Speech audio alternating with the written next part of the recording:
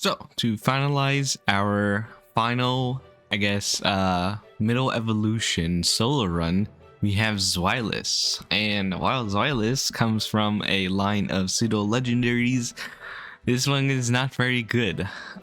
This line is really, I would say, pretty mid until Hydreigon itself. So we don't get to use the big old pseudo legendary with amazing stats and a great ability. Instead, we're using Zweilous, who does not have, I guess, as good base stats, and it only has one ability that we're forced to use, being Hustle, and Hustle is a really bad ability. Well, it is beneficial in some senses, but it is kind of RNG dependent, and you essentially just got to be lucky, and that does not go well, especially for me. Zweilous has a base set of 420, Blaze it. I guess I should also explain that Hustle basically lowers your accuracy of physical moves by 20%, but it also increases the physical attack by 50%. So the attack boost is nice, but the accuracy boost is really not pleasant. But anyways, 420 base stat, base 72 HP, 85 base attack, which is it's actually pretty strong.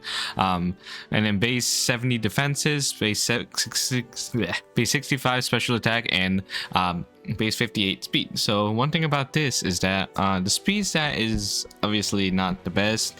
It is slightly better than, I think, Lombre, and no, yeah, mainly just Lumber. So this is kind of I guess. Oh wait, there's also, I think, has faster than might also be faster than Golurk, or maybe a little bit slower. But the main thing about this is that it has like around balance stats in a way. Its special attack is not that much lower than its physical attack, and the main thing about this is that we did utilize a special attack during this run, just because it is kind of guaranteed accuracy without having to worry about missing. Now, if there's also another huge problem with Zweilous, is its EXP growth rate is slow. And when I say slow, I mean slow. It has strong effects, and you'll definitely see it throughout the run. Also, another thing is it has a lower than normal base friendship. And that just means that we actually don't get the lucky egg when we've reached the hotel. So that was kind of a problem. But anyways, this run was a versus one of my friends, while he used Florges for the solo run. It was all randomized, and then I used Zweilous, obviously. So this was a versus. So the I guess the video you're watching right now, or like the background, will be just from the VOD of the stream, so you'll be also seeing his point of view. But anyways, here are the rules to the run, and now let's get into it. So right at the beginning, we actually do get the Dragon Rage. So that's a huge, insanely strong move from the beginning of the game. So we're able to just zoom through everything, one shot everything right after the beginning. However, I guess if there's anything, Viola, gym leader, her Vivillon does, I think, have more than 40 HP, so it was a 2-hit KO, but otherwise, even with Infestation, it's not enough to actually kill us, so we are able to beat her relatively quickly. And then for Grant, so Grant, obviously, the good thing about him is that a Dragon Rage is a 2-hit KO on both of his Pokemon, just enough. The issue is, though, his Amora does have Takedown, and it's Refrigerate boosted, so it does an incredibly high amount of damage. And obviously, we're not able to tank that. So what we had to do was use an O-powered defense to boost our defenses once, and then I think we also had to level up a bit, because at the level we were when we challenged it was not enough. By leveling up a few times, we gained enough stats to just tank takedown after +1 defense, and we're able to just two-shot everything with Dragon Rage. So what that was an issue. Next up was Coronut with the Lucorios. So that one, it was a bit tricky. I think this one was also something we had to just utilize X items with. If I remember correctly, I did just use Dragon Rage to just beat the Lucarios. Yeah, the main thing is she does have Power Up Punch, and Power Up Punch does a lot of damage. We are able to tank a few before it actually does too much damage, and we do get the O power speed before this, but it did mean that we had to be at a specific level to have our speed stat be higher than the Lucarios after +1. But with that, just some Dragon Rages were able to take that out, and then the next, I guess, problem was dealing with the gym trainers against Corona. So the main way to deal with that was just first getting the Eviolite by countering a bunch of Pokemon, and a bunch of just utilizing our O powers to boost our defenses, ending our, I think I used my special attack set in this one, because I think at this point I did get Dragon Pulse. So by using that, I was able to actually get some decent damage in. Of course, I did need to utilize a bunch of O powers, especially the defense one. But since Zweilous has decent bulk and it's only 2 times weak to fighting types, it wasn't as difficult as some of the other Pokemon that we've solo run with during this gym. So, and then for Corona herself, it also wasn't really much of a problem. I think I had workup at this point in the game. So the main point is just set up some workups, and then whenever me and Fu starts stacking up the power up punches, then we actually have to take it out and then just hope that we outspeed the Holucho or are able to just take one hit from it before we're able to just one-shot it back. But yeah, overall Corona wasn't too much of an issue, and then at this point in the game we didn't get enough I guess O power, or not power, friendship to get the lucky egg, so we had to skip that before we fought Ramos. So Ramos, the grass type gym, obviously was no problem, since I think at this point we did have workup. So I just set up a bunch on his jump pluff, because his jump pluff really doesn't do much damage to us, and we were able to just take it down with Dragon Pulse. And next up was dealing with Clement, and since Clement is an electric type gym leader, there was nothing to worry about. And also, I guess I didn't really mention, but at level 25 we did get Crunch, which is our best dark type move. So that was kind of just something nice to just utilize.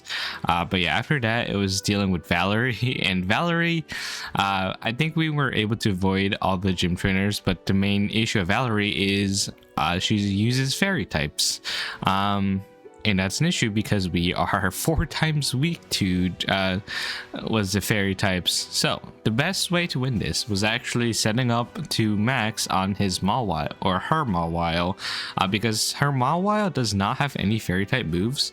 Its only damaging move that can deal any damage to us is actually Crunch. So that just means that we can set up workups, and eventually once we take down Mawile itself, we're able to just one-shot Mr. Mime and Sylveon. However, this didn't mean we didn't need an O-power speed, because we had to actually outspeed the Mr. Mime and Sylveon, and we also just needed enough damage to be able to one-shot them. And then we also just gotta hope that the Mawile doesn't get enough Crunch defense debuffs before like threatening us out from I guess setting up to full on workup. But after beating her, next up was Olympia, but obviously Olympia being the psychic type gym leader, there was nothing really to worry about. We're able to take her down really easily just with an O power speed to outspeed everything, and we just take everything down with Crunch. And the next up is dealing with Lysandre. So Lysandre doesn't really okay, Lysandre has some slight problems, mainly with Gyarados, because Gyarados does use Outrage and does a lot of damage. It's just meaning that we had to use the Eviolite for it, and also an O-power defense to be able to take some Outrages. And then, just like some of the previous runs, we just wait till he uses up the Outrage and hits himself in Confusion, and we use that chance to just blast him with either Crunch or Dragon Pulse, depending on how our stats are looking, because he does have Intimidate. So if we don't use an O-Power attack, then our special attack probably does a little bit more damage.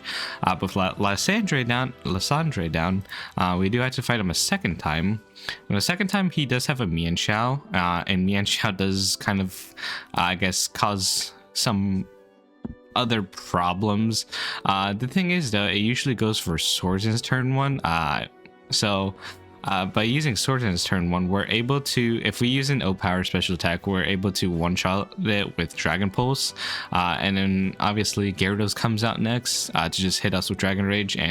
But this is basically the same thing as I guess the first fight, and we just wait for him to just hit himself with Outrage, and we are technically able to tank 2 Outrages, so we are able to just knock him out with Dragon Pulse, and everything else really doesn't do any damage to us. So we're able to get through that. And then finally we have to deal with the final Lysandre fight. For this fight, we do need Protect, just because we need the Mienshao to I guess lower its bulk, lower its health down. The main problem is with this fight, it's always using Sword Hands first, so it never actually clicked High Jump Kick first turn, which kind of juked me out, and it would go for Sword Sense when I went for Protect, and that meant the second turn there is obviously no way I'm living a High Jump Kick. So for, I think, my winning attempt, what I had to do was just go for Dragon Pulse first, predicting a Sword Sense, and then using Protect. It actually did work. Actually somehow turned out well for us. And then when Pyro came in, I decided to use his chance to set up X items, because he did have a Mega Gyarados, and I didn't really want to take the chances then. Just because I was trying to beat this as fast as possible, so I didn't really want to take my chances. But yeah, we were able to take down Lysandre pretty comfortably quickly. And then next up is the good old Ice Hype Gem.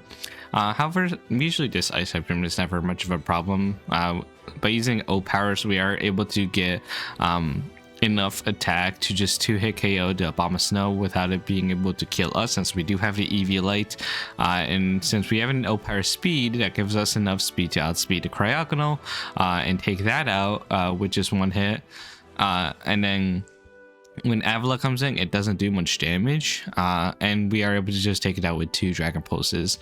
So with that, we're done with all the gym leaders, and it's time for the Elite Four. I guess so. Before we take on the Elite Four, I must say that after beating the HM, I was 10 minutes ahead of, I think this was compared to Lombre, but when I beat the rival, I ended up taking like 6 minutes slower than usual, just because I did struggle a lot with a bunch of the trainers on Victory Road, and that just took me a bunch of resets and multiple attempts to actually beat them, which did end up slowing me a lot. So actually, by the time I beat the rival, I think I was only 3 minutes ahead, which is not very great. So that meant that if I wanted to beat Lombright, I had to step up my game and actually, I guess, do better during the Elite Four. So I first started off with the Dragon type Elite Four because I felt that'd probably be the most challenging. So she leads off with Dragalge, and I decided to first I did an O-Power special attack +2 and then an accuracy boost, just because with an accuracy boost, we are pretty much guaranteed to hit all of our moves, and with the special attack +2, I guess it just helps us take down the her dragon type. So, but with the +2 Dragon Pulse, her Ataria does live, and we did lose the first time, so it just meant that we had to be kind of healthier to deal with that. And then, but overall, we just kind of spam Dragon Pulse, and with the Eeviola, we are able to tank hits better. I guess I forgot to also mention, I am kind of in a lower level at this point compared to all of the previous runs. I'm only in like this high 60s, while most of the previous runs would be in the 70s or 80s at this point. And this actually does have some impact in the, I guess, mid to game. When we are in, I think, the Frost Cavern, we were actually, I think, lower level than one of the Team Flare admins in their Houndoom, which was kind of odd, because you would assume that around like right before 7 gym, we utilizing Lucky Egg, we wouldn't be this lower level. But anyways, the second Leaf Order we took on was the Steel type one. This one was actually pretty challenging. So even with the Eviolite and popping an O-Power special defense right off the beginning, his Clef Key with Dazzling Gleam did way too much damage to us.